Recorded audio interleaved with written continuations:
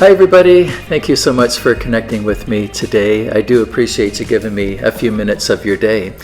So we are in this summer series that we're calling A to Z, the Jesus story. And we're going to see over the summer months how Jesus shows up from A to Z in the Bible, from Genesis to Revelation.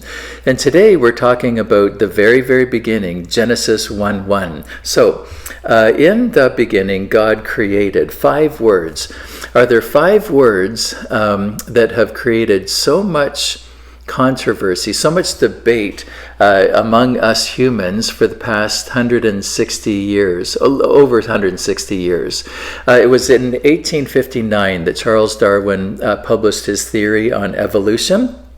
And for those who believe in the evolution story, they would suggest that over 13 billion years, 13 billion with a B, 13.8 or something billion years ago, 13.8 billion years ago, that all of the universe, everything existed in a very, very tight, dense, very, very hot ball of mass.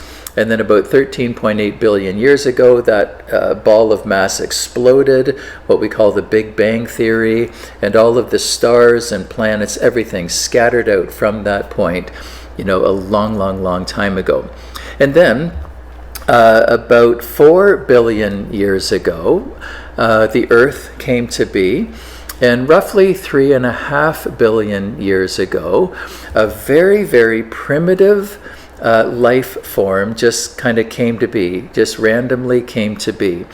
And over, 3.5 billion years, that life form adapted to its environment. So if it was in water, it, grew gills so that it could breathe.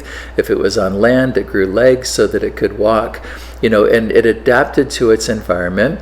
And then over the years, we human beings have evolved from that simple life form. So that's the idea, the general idea of evolution. And then you have a very different group of thought, and most Jesus followers would kind of fall into this category, that we believe in a divine creator. We believe that God, who we identify as God, Yahweh, created everything that we see today. And but even within the divine creator theory, there are different ideas about how that came to be. There are many people who would believe in a very simple interpretation of Genesis 1:5, and there was evening and there was morning, the first day, right? So a very simple interpretation of that, in that God created everything we see today in 6 days, and then on the 7th day he rested. 6 24-hour periods. But then there are others who are Jesus followers and believe that God created everything. It doesn't take away from the deity, but they also believe that God did it over a longer period of time, and he used an evolutionary process. By using that word evolution doesn't mean that they believe in, that man came from apes, but God used the changing process over a long period of time to create what we see today. And people who believe in, and that's called theistic evolution. People who believe in theistic evolution would point to that same word in Genesis 1:5. There was evening, there was morning, the first day. That word day in Hebrew is yom, Y-O-M. And that word is sometimes translated, most often translated as day. Sometimes it's translated to English as daytime, as in nighttime, daytime, when the sun is shining. And then other times that word is translated more figuratively, that same word, as a period of time. And so those who believe in theistic evolution would suggest that God created in 7 or in 6 periods of time. And they would point to 2 Peter 3, where Peter says, with the Lord a day is like 1,000 years, 1,000 years are like a day, they would suggest that God created everything, but over a longer period of time. So you have three general categories. You have evolution, that all of this happened by chance from a very simple life form 3.5 billion years ago. You have divine creator in 6 days. And then you have theistic, a divine creator, theistic evolution over a longer period of time. So on Sunday when we gather, we're going to have a conversation around our tables, and we'll ask the question, what do you think? Are you on the side of evolution, theistic evolution, or 6-day creation theory? What do you think about all of this, right? Before I move on to talk about how Jesus fits into this, let me just kind of give my take on this. First of all, I approach this whole thing with a spirit of humility. And that spirit of humility says that I don't know everything. And there are a lot of things that I don't know. And especially in this question, I don't know. There's a lot of stuff that I don't know. But having said that, I fall firmly in the category of a divine, intelligent creator, right? But on the question of, was it 6 days or was it over a longer period of time, I'm good either way, actually. If God chose to do it in 6 24-hour periods, that's cool. Like, that's pretty amazing that he did it that fast. Or if he chose to do it over, millions of years, that's cool too. Like, either way, I believe in a divine, intelligent creator who created all of this, right? So, speaking of divine and intelligence, we get to Jesus. In Colossians 1, Paul is writing here, and he's talking about Jesus, and he says that Jesus is supreme over all creation, for through him God created everything in the heavenly realms and on earth. He made the things we can see and the things we can't see. And then skipping down a bit, he said, everything was created through him and for him. This is a very significant statement. And in fact, in John 1, the statement is repeated again by John. But it's a very significant statement that everything was created through Jesus and for Jesus. Created through Jesus, that Jesus is the author of everything that we see, but also created for Jesus, that the whole point of creation is to bring glory to Jesus. And we're going to see just in a moment how when we really stop to consider creation, we have no choice but to fall on our knees to worship, to give glory to Jesus. Okay, so here's another question that we're going to talk about on Sunday around the tables. If it is true that everything was created through Jesus, or if it's true that God created everything that we see today, what do we learn about God in his creation? Right? What do we learn about God through his creation? I have two general thoughts. One is very grand and one is very small, very detailed. First, the grand. When I pause to consider the massive scale of creation, how massive, how huge, how grand creation is, I can't help but worship God for his infinite resources. The massive scale of creation speaks to me about God's infinite resources. Have you ever stood at the base of a mountain or on the top of a mountain? And I mean real mountains. I don't mean like the Hamilton Mountain or Blue Mountain. We call it air quotes Blue Mountain, Blue Hill in Collingwood. No, I mean like a real mountain, like the Canadian Rockies or the Swiss Alps or something, Swiss and French Alps in Europe. But like a real mountain, we tend to think that we're kind of a big deal. We kind of think that, But then the moment you stand and you look up at, snow-covered peaks of a mountain, you realize how small you are, and you realize how massive nature is. Mountains have a way of kind of putting us in perspective. Or have you ever flown, like in an airplane flown, to an Asian, like somewhere along have you ever flown over the Pacific Ocean? So whatever, to Japan, to Hong Kong, to China, wherever, to Thailand or whatever. A little while ago, a couple of months ago or whatever it was, Kathy flew to Australia and then back to Vanuatu with her family. But that trip, from the flight from Vancouver, they went Toronto, Vancouver, and then Vancouver down to New Zealand and then back up. But that flight from Vancouver to New Zealand is about 14 hours. 14 hours of nothing but water. And when you're flying, wherever to New Zealand or to Hong Kong or wherever you're going, you realize after hours and hours of flying in a plane at like a little over 900 kilometers an hour, you realize how massive the Pacific Ocean is, right? The size of God's creation, and therefore how massive the earth is.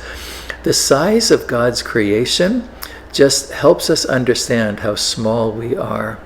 Or have you ever, on a clear night, maybe gotten away from city lights or the Stouffville town lights kind of thing, and been out in a dark field on a clear night and looked up at the stars, ST, and you realize, like, wow, how small I am when I look up at the stars. Did you know that I need to scroll down to my notes to make sure I'm giving you a correct number here. Did you know that when we look up at the stars, we can see about 6,000 stars with our human eye? But with ever increasing technology and stronger telescopes, the Hubble telescope and now the Webb telescope, that scientists say that we can see not just 6,000 stars, like what we can see, but 70 billion trillion stars. That's 70 with 21 zeros after it is the number of stars that we currently can see with our modern telescopes. And the amazing thing is that the stronger our telescopes get, then the more stars we're able to see, right? So friends, when you sit under a starry sky, and like David, you say in Psalm 8, when I look at the night sky and see the work of your fingers, the moon and the stars you set in place, what are mere mortals? What are mere mortals that you should think about them? Human beings, that you should care for them. When we look at the starry sky, when we look at massive mountains, when we fly over a massive ocean, we realize how small we are and how grand, how massive, how huge God's creation is. And when we do that, for me at least, it reminds me of God's infinite resources. Because if we believe, it comes back to our first question, that if we believe that God created all this, that Jesus created all this, what does it teach us about God? It teaches us how infinite his resources are. So I said I have two thoughts. One is very grand and another is very, very small, very detailed. When I consider the massive scope of God's creation, I'm just in awe of his infinite resources. When I consider the fine details of God's creation, I'm in awe of his intelligence. Do you, when you consider, there's been a lot of talk, like in recent years, about climate change and how much of a difference climate change makes. So if we go outside, and I don't know what the temperature is today, I'm going to say it's 25 degrees, just for sake of argument. When I go outside today and it's 25 degrees, and then tomorrow I go out and it's like 26 degrees, I go like, yeah, whatever, it's basically the same as today, right? But globally, our global weather system is so finely tuned, so perfectly and finely tuned, that 1 or 2 degrees in global temperature has a massive effect. And we see how perfectly tuned God's creation is in the effects of climate change. We also, when we look at ecosystems, we see how perfectly and finely tuned God's creation is and how ecosystems depend on each other. So, there's a slight temperature change of 1 or 2 degrees globally, and then that causes vegetation to change. It causes deserts to expand. It causes oceans to change, and those changes affect vegetation, and then vegetation affects animals. And when an animal species dies out or leaves an area, then that affects the food chain, either up or down, right? The whole thing is so beautifully and finely tuned that it takes, I cannot believe, I don't have enough faith to believe that this all happened by chance. I have to believe that this was designed and perfectly tuned by a divine creator. And that's nature. When I consider the human body, how perfectly tuned and in sync all of our different systems are, how our pulmonary and how our breathing system and our blood system and our skeletal system work together to support each other, and even how our human brain works, it's just a marvel. It's a masterpiece. I don't know if you've kind of been around long enough, then you know that over the years I'm running out of time here. I need to move quickly. Over the years, I've had challenges with my eyes, and so I'm very sensitive to how marvelous the human eye is. The human eye is just a marvel of creation, right? So much so that Charles Darwin said in a private letter to a friend, this is of course Charles Darwin, the author of the theory of evolution. Charles Darwin said, "The eye to this day gives me a cold shudder because it's an organ of extreme perfection." Did you catch that? The human eye caused Charles Darwin to doubt. It gave him a cold shudder. It caused him to doubt his theory of evolution, that all of this could happen by chance. Really quickly, how the human eye is just a marvelous creation. Did you know that when babies are being formed in womb, that the optic nerve starts growing in 2 different directions? It starts growing from the brain, and it starts growing from the eyes. And those optic nerves meet in the middle. And it's not just one optic nerve that meets in the middle. There are 137 million nerves within that optic nerve that are connected to 137 million receptors in the back of your eye. So if I were with you today, I would observe, or whatever. So today, Dale is wearing I don't know, what would you call this, a coral color shirt or something. He has a golf shirt, it has a collar, whatever. We would observe, because the light bouncing off comes into the eye, is interpreted by those 137 million receptors, and a message goes to the brain that your brain is able to calculate and give words back out to describe what you're seeing. If we were together, and I were to take a ball, or if I was to throw my phone at you, if I were to throw a baseball at you, then your brain would interpret. First of all, your eye would see that the ball is coming at this speed, and it's going at this trajectory, but your brain would know that the ball is not going to continue to go at that trajectory, because the speed it's coming at is going to arc at a certain point. And when it arcs, it's going to come down in about this place. And so you put your hand out to intercept the ball, to catch the ball in that place that your brain is telling you, your eyes are interpreting, your brain is telling you, this is where the ball is going to land. Friends, the amount of computing power that takes place when that simple thing happens, and children do it all the time, right? The amount of computing power for that simple thing to happen is absolutely astronomical.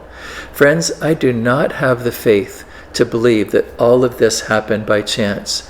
And like the psalmist, I'll finish with this. Like the psalmist in David, or whoever actually wrote this, David or another psalmist, in Psalm 139, you made all the delicate inner parts of my body and knit me together in my mother's womb. Thank you for making me so wonderfully complex. Your workmanship is marvelous. I mean, really, consider the human eye, consider our brain, considering the computing power. Your workmanship is marvelous. How well I know it. So friends, again, I don't have the faith to believe that all of this happened by chance. I believe that science backs us up firmly in this, to believe in a divine and intelligent creator. And believing in that causes me to fall down on my knees and worship the Lord. So yeah, okay, so I need to wrap up. Hope that you can be with us on Sunday. I think we'll have some interesting conversations about all of this on Sunday, but I hope you have a fantastic day, and we'll see you next week.